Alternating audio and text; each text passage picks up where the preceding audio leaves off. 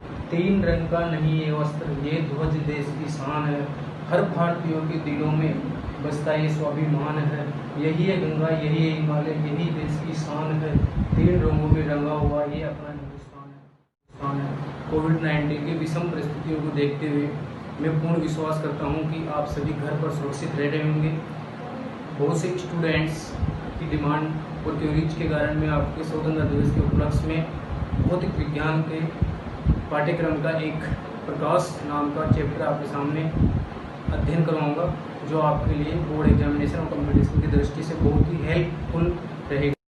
आज हम विज्ञान विषय के बारे में अध्ययन करेंगे। विज्ञान अर्थात दैनिक जीवन में विज्ञान।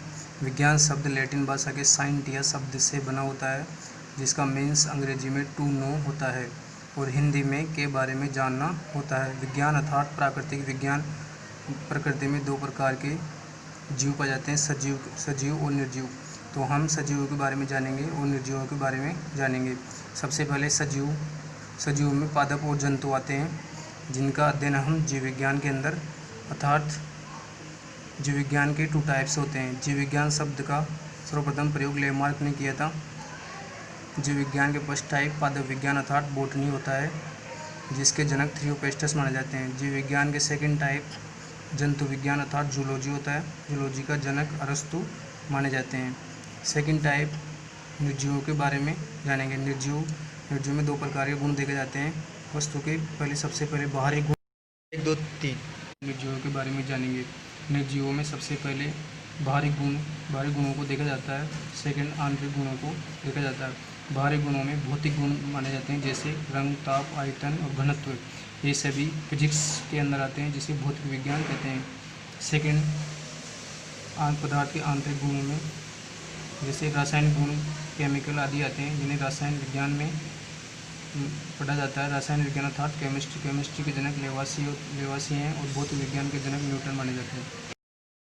अब हम भौतिक विज्ञान के चैप्टर प्रकाश अर्थात लाइट के बारे में अध्ययन करेंगे। सबसे पहले हम इसकी समरी अर्थात सारांश देखेंगे। सारांश में सबसे पहले प्रकाश क्या होता है। सेकंड प्रकाश का परावर्तन। थर्ड प्रकाश का अपवर्तन, जो कि प्रकाश के द्वारा घटित घटनाएं होती है। उसके बाद में हम दर्पण पढ़ेंगे। दर्पण अर्थात मिरर 2 प्रकार के होते हैं। फर्स्ट इज गोले दर्पण अर्थात spherical mirror. Second is plane mirror अर्थात समतल दर्पण। गोले दर्पण अर्थात spherical mirror is also 2 types. First is अवतल दर्पण, सेकंड इज उत्तल दर्पण। फिर हम दर्पण द्वारा प्रतिबिंब के नियम पढ़ेंगे। उसमें वक्रता केंद्र का नियम, फोकस का नियम, ध्रुव का नियम अर्थात जिन्हें शॉर्ट भाषा में अपन एक ट्रिक के माध्यम से पढ़ेंगे, जिसे चीरो फाड़ो पीओ के नाम से जाना जाता है। फिर हम अवतल दर्पण द्वारा प्रतिबिंब का निर्माण के बारे में अध्ययन करेंगे। फिर हम दर्पण सूत्र देखेंगे अर्थात मिरर फॉर्मूला। हम प्रकाश के बारे में अब विस्तारपूर्वक अध्ययन करेंगे। प्रकाश एक प्रकार की एनर्जी अर्थात ऊर्जा होती है, जिससे दृष्टि संवेदना उत्पन्न होती है। अर्थात हमारे अंदर दृष्टि संवेदना उत्पन्न होती है कि प्रकाश हो रहा है। इसके बारे में प्रकाश का परावर्तन के बारे में अध्ययन करेंगे। प्रकाश का परावर्तन अर्थात रिफ्लेक्शन ऑफ लाइट। जब प्रकाश की किरण एक माध्यम से दूसरे माध्यम में प्रवेश करती है, तो दूसरे माध्यम की सतह से टकराकर वापस उसी माध्यम में लौट आती है। इस घटना को प्रकाश का परावर्तन कहते हैं अर्थात रिफ्लेक्शन ऑफ लाइट कहते हैं। जैसे ये कोई रे है, ये माध्यम पृष्ठ है, तो ये माध्यम पृष्ठ से सेकंड माध्यम में प्रवेश करती है, तो सेकंड माध्यम की सतह से टकराकर वापस उसी माध्यम ए में आ जाती है।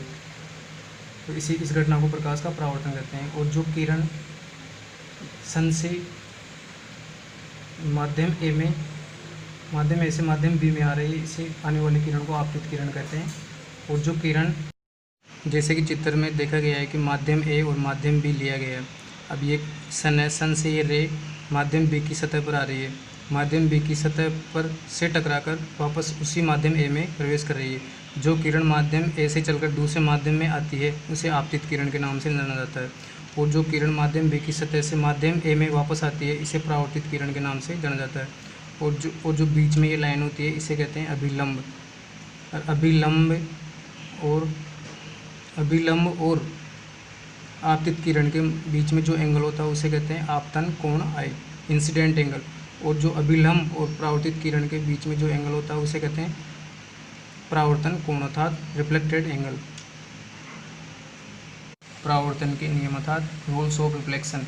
फर्स्ट नियम है आपतित किरण, परावर्तित किरण एवं अभिलंब तीनों एक ही तल में स्थित होते हैं। अर्थात ये बोलना गलत होगा कि परावर्तन कोण अर्थात इंसिडेंट एंगल और का मान सदैव परावर्तन कोण अर्थात रिफ्लेक्टेड एंगल आर के समान होता है। अर्थात सदैव ये दोनों इक्वल होते हैं।